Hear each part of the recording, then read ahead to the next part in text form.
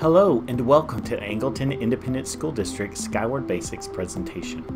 First, you may be wondering, what is Skyward? Well, let me tell you. Skyward is what we use to take attendance, record grades, discipline referrals, and to find information to contact parents. Skyward Finance is used to access pay stubs and records of your sick leave. This is not where you would request personal or sick time off. To access Skyward Gradebook, you need to first log into your Chromebook or the Chrome browser on your PC. Once you've logged in to the Chrome browser or the Chromebook, you will see the Staff Bookmarks bookmark folder in the top left-hand corner of the screen. From there, you can access Skyward Gradebook by clicking on the second bookmark. You can also access Skyward through the Clever login by using your district Google account. You can also create your own bookmark of Skyward. Skyward is a web page that is accessible anywhere you have internet access. To log into Skyward, you will need your AISD username, which is the part before the @ symbol of your email address. It's not your whole email address. You will also need your AISD issued password. Once you get into Skyward, you can click on the Home tab and see the dashboard. You can also access the account to see your personal information and your preferences to change the color. You can access help by clicking the question mark. Once you click on Teacher Access, you can then select a tab to access that option from the drop-down list. But please remember that student information is personal and confidential. You can access your gradebook by clicking on My Gradebook. This is where you will enter assignments and grades. Student personal information can be accessed by clicking on the icon of a person right by the student's name. This includes their email address, username and login, parents' email address, parents' phone number. All of those types of information can be accessed by clicking on the person. You will see that there are different categories in the columns of the gradebook. Things like P1 are progress reports, and things like T1 are 9 weeks grades. SE1 semester exams, and S1 semester grades. Here's an example of how you would access assignments from the gradebook. Select the Assignment tab drop-down arrow to add an assignment. Once you've reached the Add Assignment page, you'll see a number of different useful tools. The category is where you will select the breakdown or the category that this grade will go into. It's determined by your campus or department, and it is not adjustable by a teacher. Your responsibility is to make sure the grades that you take go into the categories that are already available to you. Next, you'll add a description, including due dates, and you can select which classes this assignment applies to. The proposed due date is the date that is visible to students, parents, and teachers.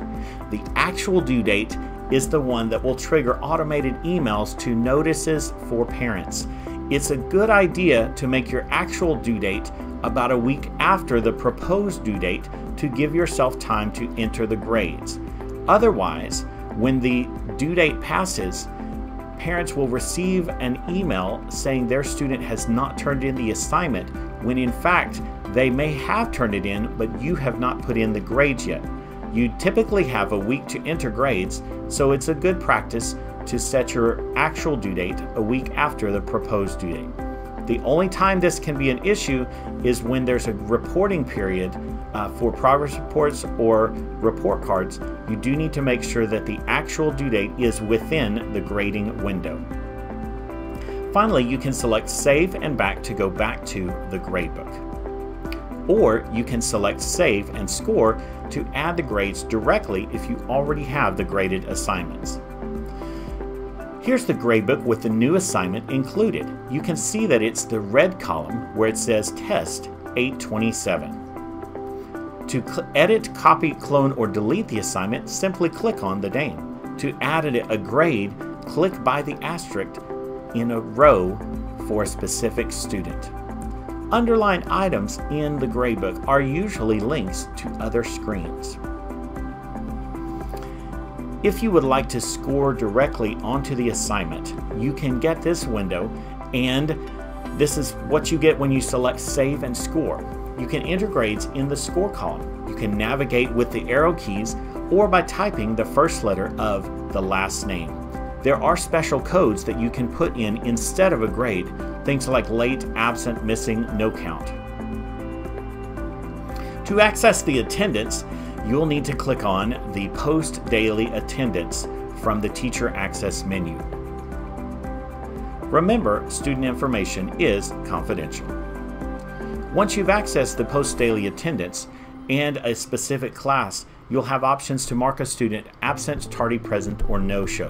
No-show is only for the first week of school, and you'll need to check with your campus secretary or registrar to find out the specifics on using no-show. Just a few notes about Skyward Access. There are a minimum number of grades. They are different depending on the grade level and subject you are teaching, so check with your campus administrator to make sure you are following the guidelines there. There are additional procedures and applications for progress reports and report cards. You can check with your campus secretary or your registrar to find out information about those. Skyward also has many other capabilities. If you'd like to find out more of these, you can contact your digital learning coach. Things like family communication, mass emails, and student progress reports when it's not report card time or progress report time. These can all be done through Skyward. When in doubt, you can always access the help by clicking on the question mark in the top right-hand corner of the screen.